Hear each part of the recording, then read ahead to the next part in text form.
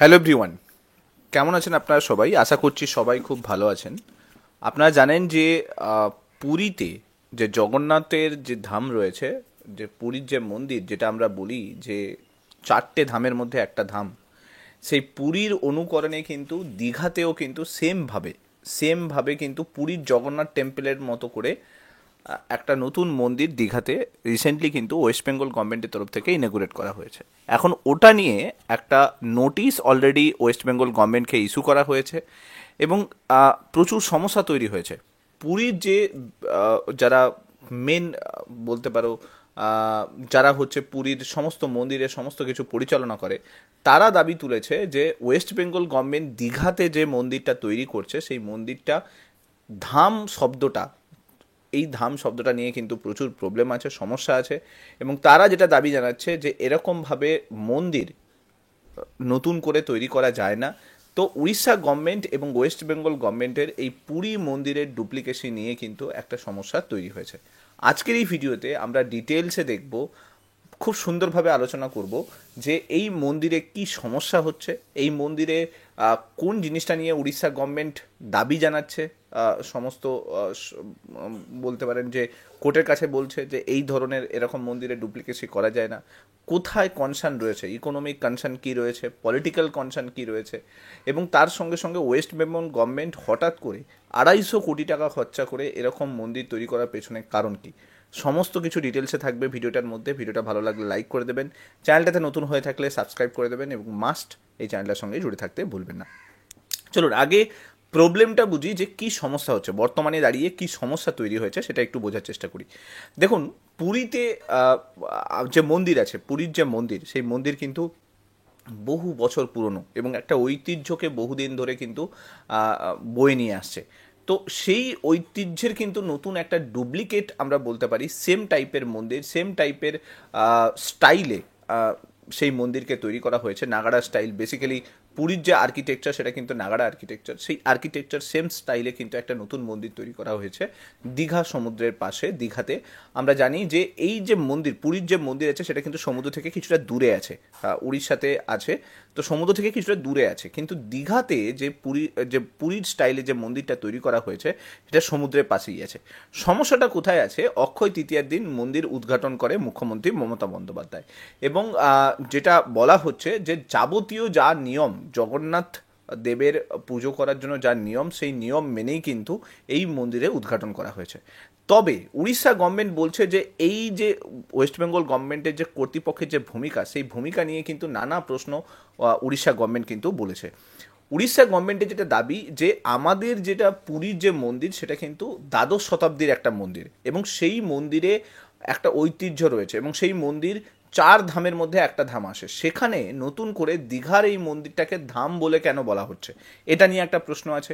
উড়িষ্যার আইনমন্ত্রী পৃথ্বীরাজ হরিচন্দ্রন তিনি বলেছেন যে দীঘার যে নবনির্মিত যে মন্দির আছে সেই মন্দিরের যে অভিষেক অনুষ্ঠান হয়েছিল সেই অনুষ্ঠানেও কিন্তু পুরীর যে মন্দির, সেই মন্দিরের যে যারা মেন পুরোহিত তারা কিন্তু উপস্থিত ছিল। সেটা নিয়ে কিন্তু আইনমন্ত্রী বলেছে যে তাদেরকে লিগ্যাল নোটিশ পাঠানো হবে যে তারা কেন ওখানে গিয়েছিল।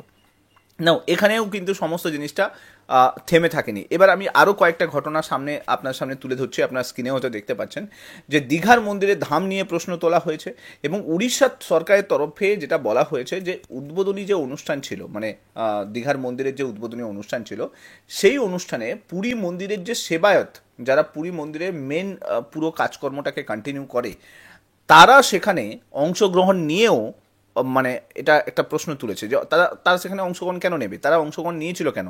মেইনলি এই জগন্নাথ মন্দিরের যে মেন মানে সব থেকে প্রবীণ যে পুরোহিত, তার নাম ছিল রামকৃষ্ণ দাস মহাপাত্র, তিনি জানিয়েছেন যে মমতা বন্দ্যোপাধ্যায় তাকে আহ্বান জানিয়েছিল, তার জন্যই তিনি ওখানে গিয়েছিলেন এবং সেখানে অনুষ্ঠানে পার্টিসিপেট করেছিলেন। তার মানে বুঝতেই পারছেন যে পুরীতে যারা মেন পুজো কর্ম সমস্ত কিছু ভোগ টোগ তৈরি করে তারা কিন্তু দীঘার মন্দিরের অনুষ্ঠানেও কিন্তু প্রেজেন্ট ছিল।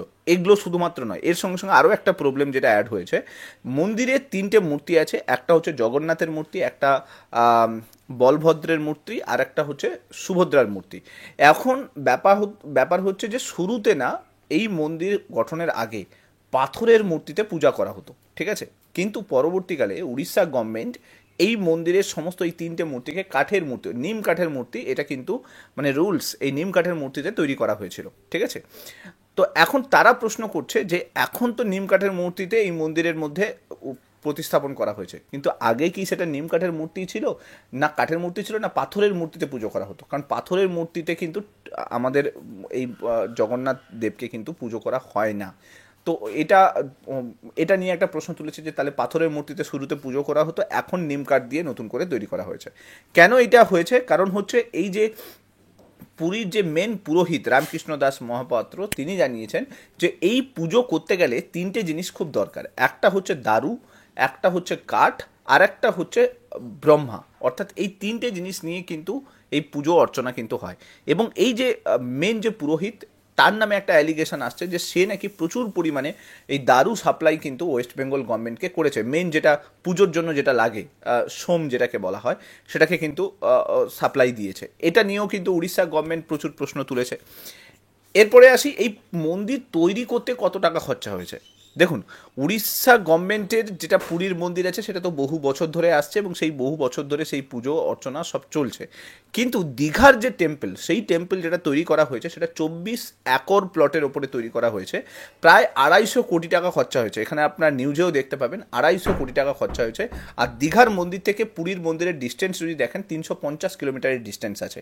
অর্থাৎ এই এত বড় ডিস্টেন্স প্রথম কথা। আর দ্বিতীয় কথা হচ্ছে 250 কোটি টাকা খরচা করা হয়েছে পশ্চিমবঙ্গের কোষাগার থেকে, এবং প্রায় 24 একর প্লট সমুদ্রের পাশে, 24 একর প্লটের ওপরে এই মন্দির তৈরি করা হয়েছে। পুরীর মন্দিরের যে হাইট আছে, মানে মেন পুরীর মন্দিরের যে হাইট আছে সেটা হচ্ছে 213 ফুট।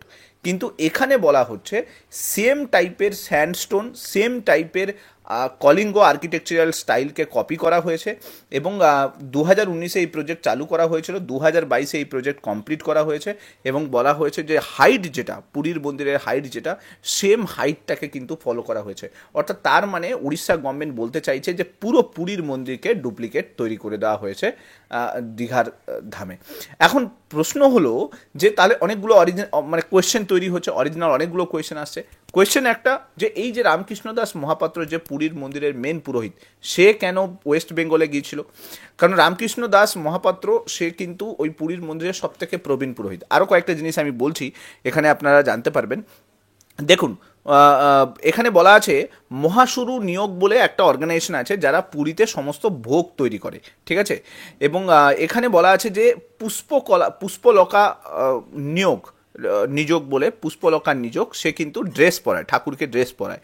তো তারা নোটিশ পাঠিয়েছে ওয়েস্ট বেঙ্গল গভর্নমেন্টকে দীঘার টেম্পলের এগেনস্টে। তারা কিন্তু নোটিশ পাঠিয়েছে। এখন নোটিশ পাঠিয়ে কি বলেছে, যে এই ধরনের যে নতুন করে ডুপ্লিকেসি সিস্টেম চালু হয়েছে, তাহলে আজকে এখানে মন্দির আছে, কালকে সেই মন্দিরের ডুপ্লিকেট তৈরি করে নেওয়া যাবে, অন্য কোনো স্টেট তৈরি করে নেবে, তাহলে তো আমাদের যে ঐতিহ্য, সেই ঐতিহ্যটা তো চলে যাবে। সেইটা নিয়ে কিন্তু একটা প্রশ্ন তৈরি করা হয়েছে। এবং আরেকটা জিনিস, সবথেকে বড় ইম্পর্টেন্ট জিনিস বলা যেতে পারে, যে পুরীর মন্দিরে যেভাবে রিচুয়ালস পালন করে পুজো করা হয়, ওয়েস্ট বেঙ্গল গভর্নমেন্ট সেমভাবে কিন্তু রিচুয়ালস পালন করে এই জগন্নাথ ধাম যেটা দীঘার মন্দির, সেখানেও কিন্তু তৈরি করা হয়েছে। আর দেখো, ধাম নিয়ে কিন্তু প্রশ্ন তৈরি হয়েছে যে ধাম কেন হবে, 4টে ধাম তো পুরীর ধাম রয়েছে, সেই ধাম নিয়ে একটা প্রশ্ন করা হয়েছে।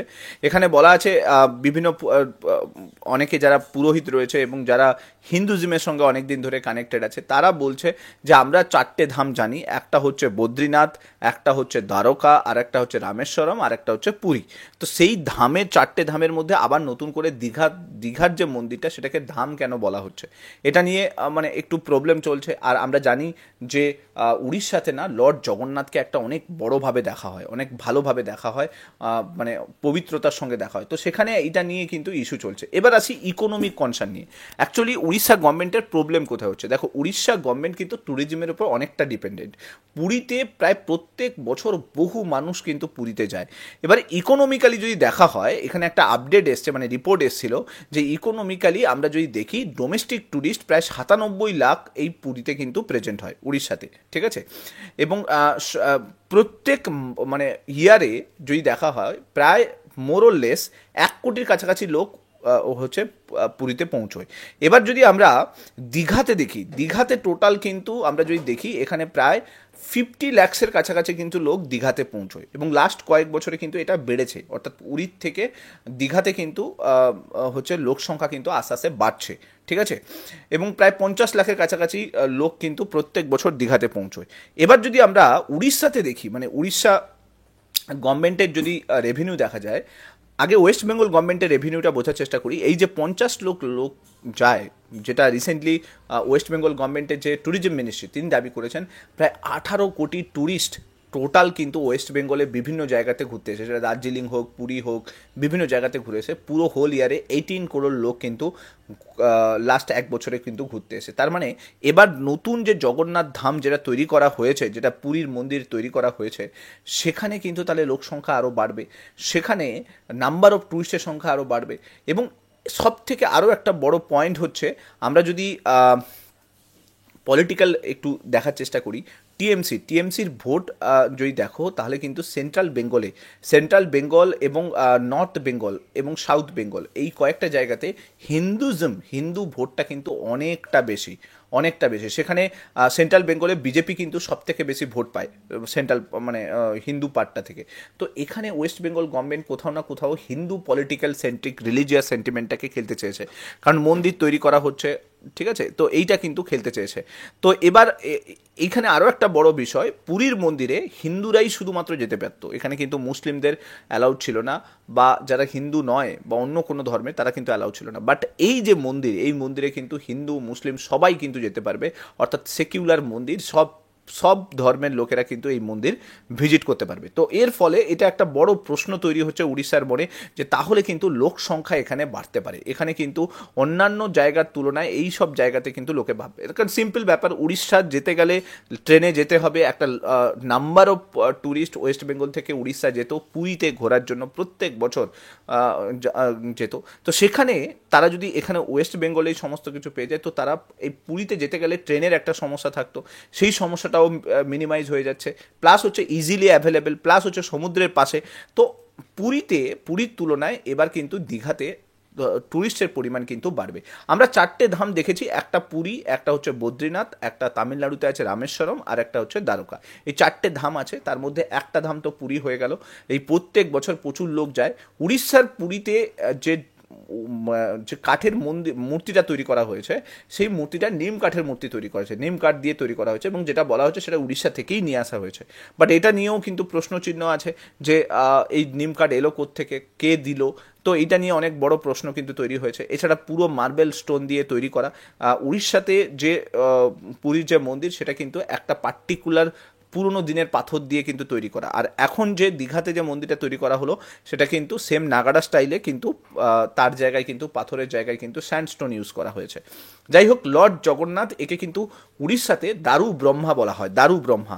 এবার এইখানে সবথেকে বড় বিষয় যেটা উঠে এসছে, এই মন্দির উদ্বোধনের আগে এখানে দিলীপ ঘোষ, বিজেপির এই মুহূর্তে বলতে পারেন যে ওয়েস্ট বেঙ্গলের মুখ, তিনি কিন্তু পৌঁছে যান, এবং তিনি মমতা ব্যানার্জির আহ্বানে ওখানে পৌঁছে যান, এবং পুরো সারা দিন কিন্তু এই পুরো মিডিয়া এই দিলীপ ঘোষ এবং মমতা ব্যানার্জির এই যে সম্পর্ক, সেই সম্পর্কটা নিয়ে কিন্তু টেলিকাস্ট করে। তো অবভিয়াসলি এটা একটা অনেক বড় পয়েন্ট তৈরি হয়ে যায়, কারণ যে রাজ্যের সব থেকে অপোজিশনে আছে, সে কিন্তু যায় রাজ্যের মেন যে রয়েছে তার সঙ্গে কানেক্ট হতে।